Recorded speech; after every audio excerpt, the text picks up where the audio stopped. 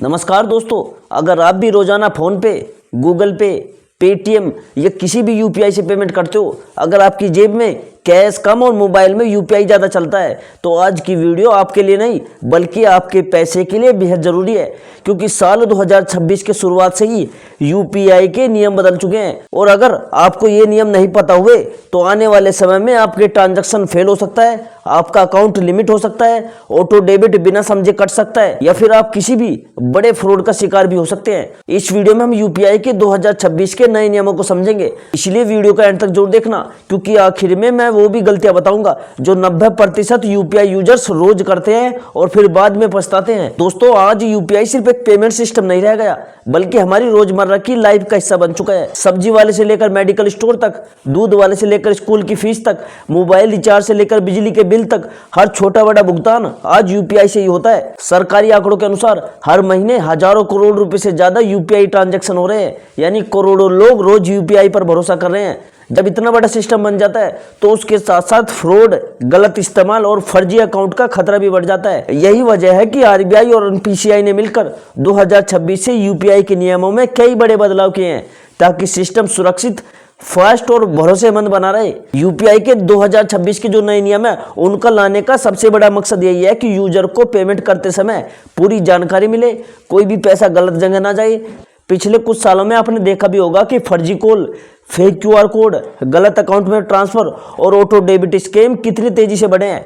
कई लोग सिर्फ एक गलती की वजह से अपने मेहनत की कमाई खो बैठते हैं। इसी को रोकने के लिए नए नियम लाए गए हैं ताकि यूपीआई आसान होने के साथ साथ सुरक्षित भी बना रहे। अब अगर सबसे बड़े बदलाव की बात करें तो 2026 के नए नियमों के तहत जब भी आप यूपीआई से किसी को पैसा भेजेंगे तो आपको सामने वाले की ज्यादा साफ और पूरी जानकारी दिखाई देगी।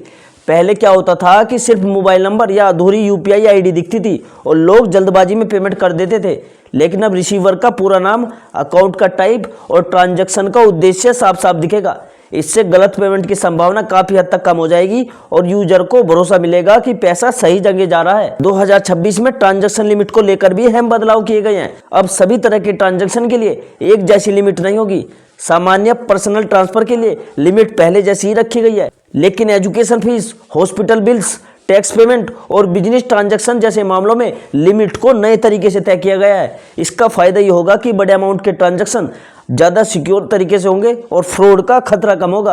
हाई वैल्यू पेमेंट पर अब सिस्टम ज़्यादा अलर्ट भी रहेगा। फ्रॉड से बचाव के लिए भी यूपीआई के नए नियमों में कई सेफ्टी फीचर्स जोड़े गए हैं। अब अगर किसी अनजान या संदिग्ध अकाउंट से आपको पेमेंट रिक्वेस्ट आती है तो आपको यूपीआई ऐप से पहले ज़्यादा स्ट्रॉन्ग अलर्ट देगा। इसके अलावा अगर कोई बार बार गलत यूपीआई पिन डालता है तो सुरक्षा के लिहाज से अकाउंट आपका कुछ समय के लिए ब्लॉक भी हो सकता है। ट्रांजैक्शन से पहले रिसीवर का पूरा नाम दिखने से गलती से गलत अकाउंट में पैसा भेजने की संभावना लगभग खत्म हो जाएगी। ऑटो पे यानी सब्सक्रिप्शन पेमेंट को लेकर भी 2026 में बड़े बदलाव किए गए हैं।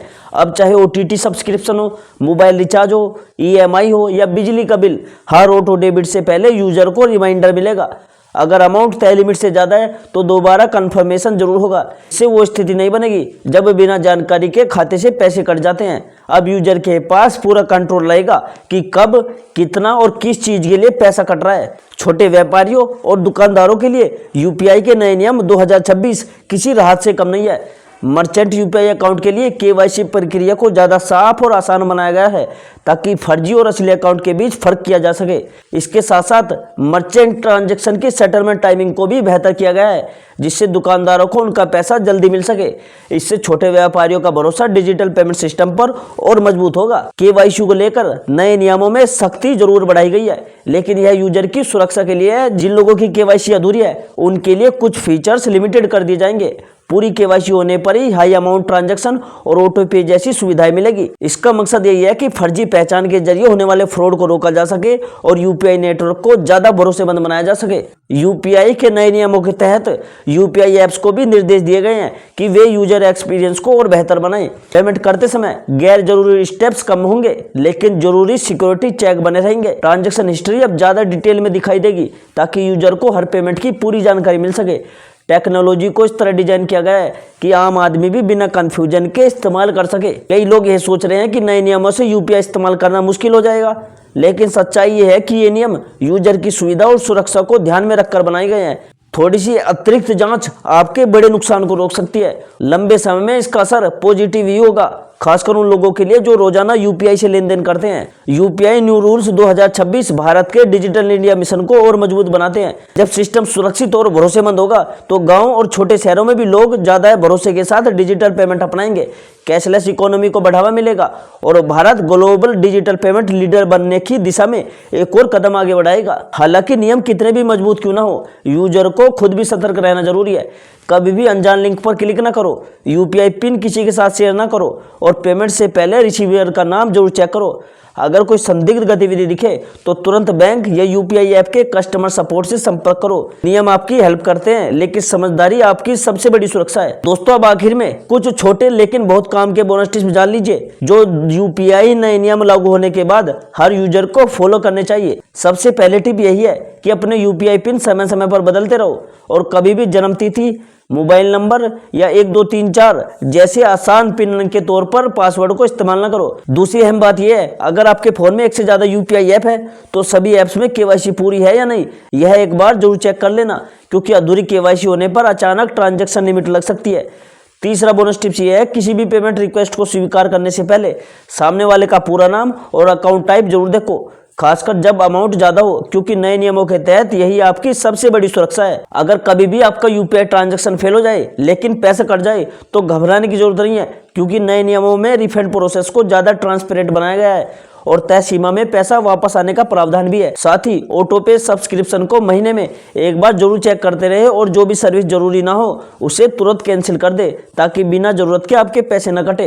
दोस्तों, आखिर में मैं आपसे यही कहूंगा कि यूपीआई के नए नियम डराने के लिए नहीं बल्कि बचाने के लिए है। ये नियम यूपीआई को ज्यादा सुरक्षित, पारदर्शी और भरोसेमंद बनाते हैं। अगर आप सही जानकारी और सावधानी के साथ यूपीआई का यूज करोगे तो डिजिटल पेमेंट आपके लिए परेशानी नहीं बल्कि सबसे बड़ी सुविधा साबित होगा।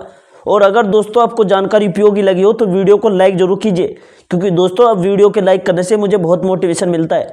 दोस्तों, वीडियो बनाने में बहुत मेहनत लगती है, बहुत रिसर्च लगती है, इसलिए वीडियो को लाइक जरूर करके जाना। तो ऐसी वीडियो देखने के लिए चैनल को सब्सक्राइब जरूर कर लो, क्योंकि ऐसी वीडियो आपको रोज मिलते रहे। और दोस्तों, मैं मिलता हूँ आपसे नेक्स्ट वीडियो में एक नए टॉपिक, एक नए अपडेट के साथ। तब तक के लिए जय हिंद, जय भारत।